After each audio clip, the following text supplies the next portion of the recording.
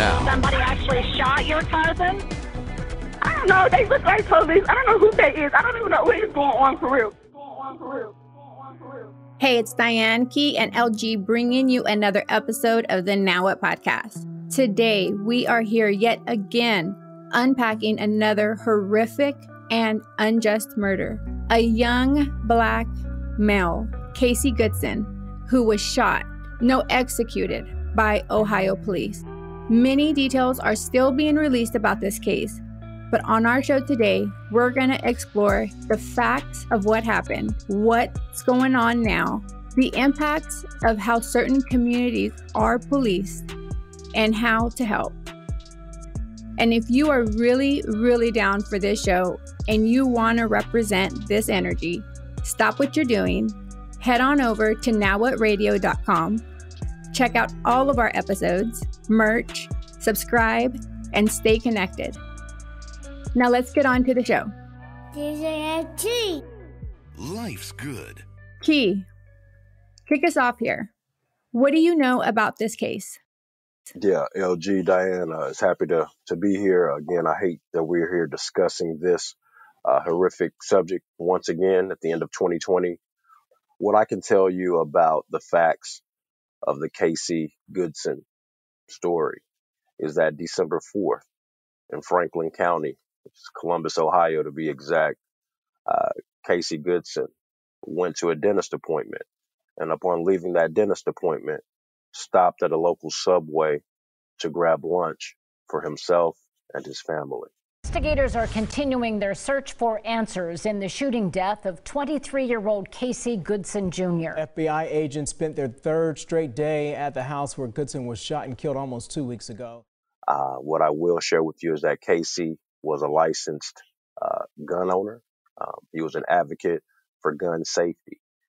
Now, the police in this story, they have a different side, of course, right? What the police are saying is what we know is that there was a U.S. Marshal Task Force was conducting operations in Casey's neighborhood that same day. Now, the police will tell you that Casey was not a subject nor a target in these operations. However, police officer Jason Meade says that he saw Casey Goodson randomly driving down the street and waving a gun. And so he started to follow him. The story is fuzzy here because the police have actually changed their story a couple of times. But the deputy says that Goodson refused to put down his weapon and even pointed the gun at him. And that's when he gunned Casey Goodson down. And of course, police claim this happened at the scene. Now, the family, they have a different story. The family says this is not what happened at all. They said the family is saying that Casey was actually coming into the house. And actually his mother provides photographic evidence of keys being in the door and Subway sandwiches on the ground, not a gun. Okay.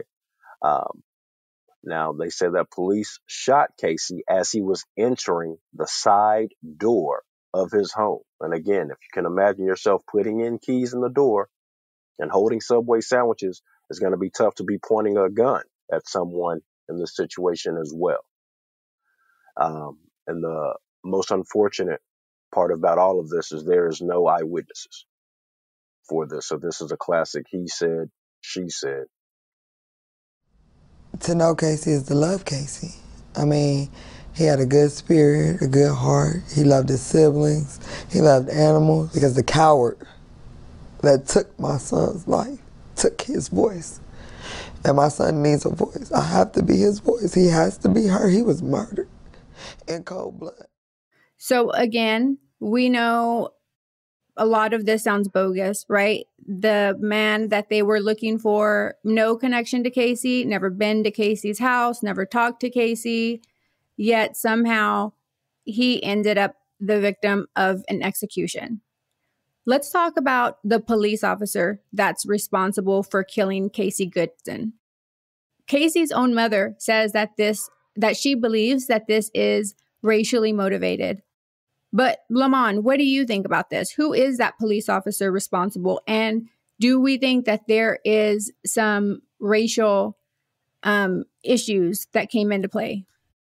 Yeah. As you said, and we heard from Casey's mother, I definitely think race played a role in this particular case. You know, one of the facts that Professor Key talked about earlier was that Casey was a law-abiding citizen, licensed to carry a weapon.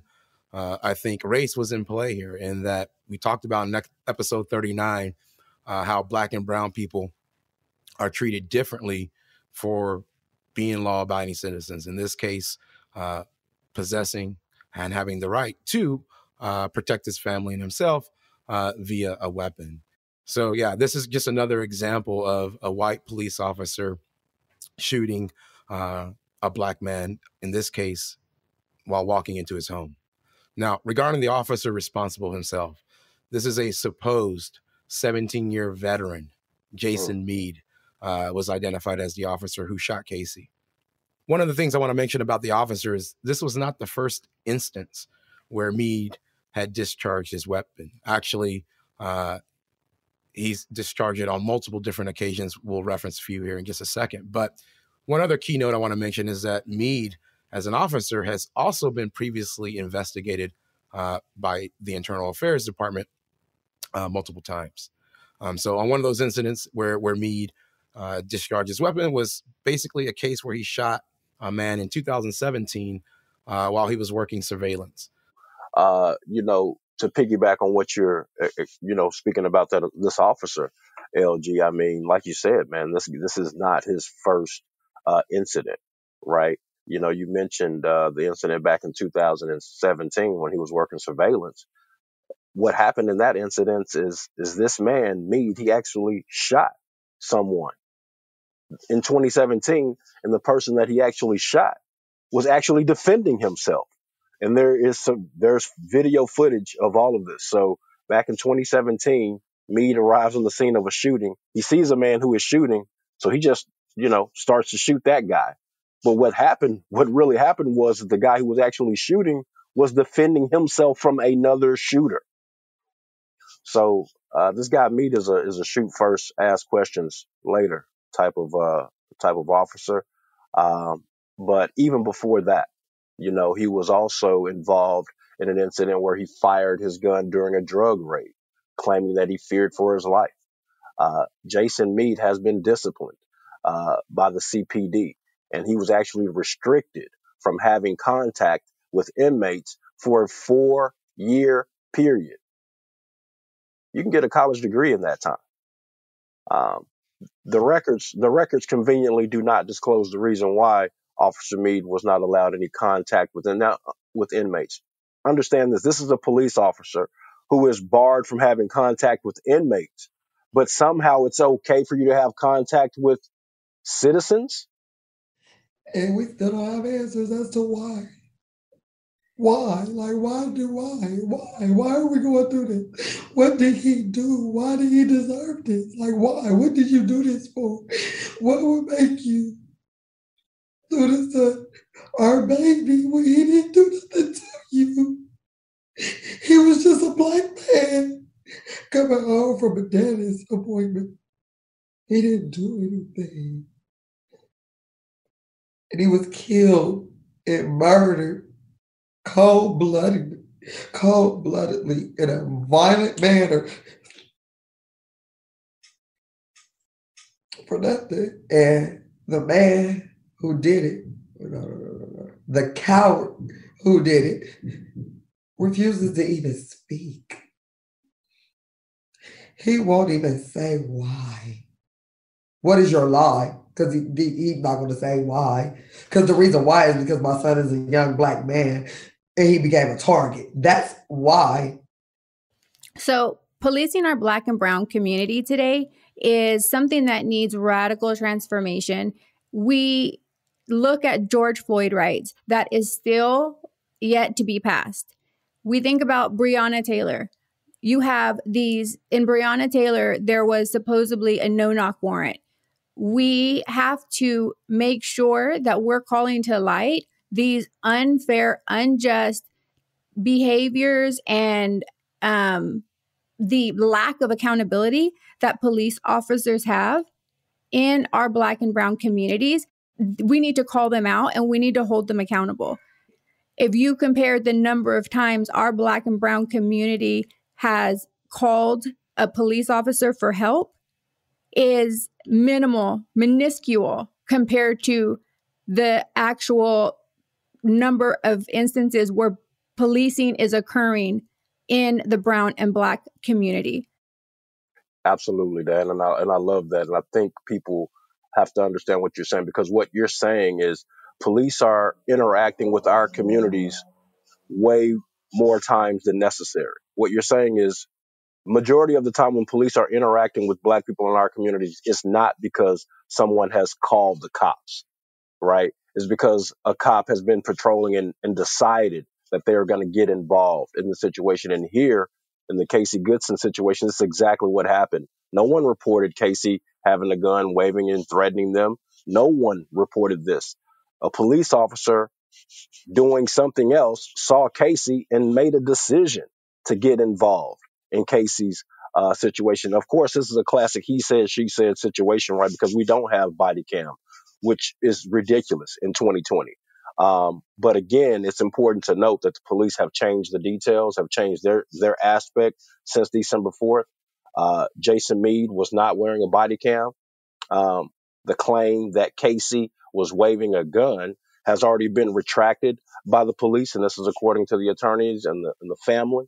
And also, what I find interesting is that earlier this week, the Columbus Police Department, they had claimed that Jason Meade had been interviewed by investigators, only to retract that statement on Wednesday of this week. So here we are, 12/20, Jason Meade still has not been interviewed by investigators for a killing that happened on December 4th. What kind of justice system is this? That brings us to the question, you know, LG, maybe you can help provide, shed some light on this, but why do these shootings continue to happen in our communities? Yeah, I'm going to put my Professor Key hat on, if you will. But, the why, some of the things Diane kind of talked about as well, is a result of, an intermix of the issues we talk about on the Now What show. The lack of police accountability, racial bias in policing, our community being viewed as targets, using police to solve community problems like drug abuse and poverty. So the list goes on and on. This intermix has been the fuel that allows these type of incidents to continue to happen to the members of our community. So that's my thoughts on the why these continue to happen. But you talked about accountability, and that to me is accountability is about how do we stop these shootings from happening. So, the biggest thing we have to address is that lack of police accountability specifically. But before we can even do that, we need visibility and transparency into the practices these police are taking. And really, as Key talked about, we can get this transparency through a very practical means, basically mandating body cameras across police departments nationwide, right? In this case, the lack of body cam footage prevents Casey's voice from being heard. That's why we're raising it on our show. And the officer's narrative of events will be kind of given the deference, right, over Casey's. We've seen how important video footage could be to determining what the narrative really was. If we look at the Ahmaud Arbery case, it's a striking example where if not for that video footage, Arbery's murderers may have never even been arrested. Remember, still took 64 days for them to arrest him. So for me, one way we stop these shootings is to hold and to hold those responsible for such incidents is making them accountable for their actions and judgments. And, video is one way to really demonstrate transparency and what those facts are. Absolutely. Definitely. I like the word accountability. A word that I like even better is discipline. What's happening is not only are we not holding these officers accountable, but no one is being disciplined. I will tell you that Jason Meade, along with Officer Chauvin and a couple of other people who have killed Some of our black young men this year will be eating Christmas dinner and exchanging presents with their families. The word accountability is great, but I like to see people go to jail for committing crimes, because this is the standard that's not being met. It is ridiculous that this man has still yet to sit down with investigators to tell his side of the story. What people have to understand is that our court systems right now have a standard where police words are just as good as evidence. And that's a standard that fails when we're in situations like this, when it's your word against the police's word. Again, like LG said, the police will probably get the benefit of the doubt in this situation when we don't have a body cam. And that's unfortunate, because all of us with common sense, all of us that grew up in these areas that have been over policed, we know exactly what happened. So from this point, again, it's important that we rally around Casey's family, protect them, understand their pain and the pain of so many people across this country. This has gone on for so long. And I'll just, end on the point that we have to put an end to the assault on Black people in this country. Today's episode in the Casey Goodson story is not about staying relevant and up to date with current events only. It is about providing a voice for all of us to speak and to act on these types of issues that are occurring.